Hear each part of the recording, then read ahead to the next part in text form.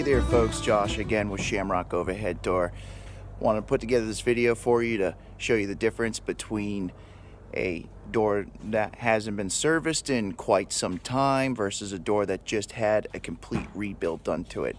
On a complete rebuild, we take care of changing out all the rollers with nylon ball bearing rollers. We also change out the extension springs. We can also do torsion springs on them. We change out the lift cables, the safety cables, the track pulleys, and the spring pulleys.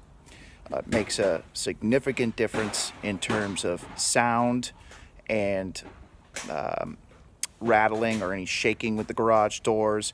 You'll see the difference in the door that hasn't been rebuilt. It kind of gets jammed up at the end and starts to make all kinds of noises coming down.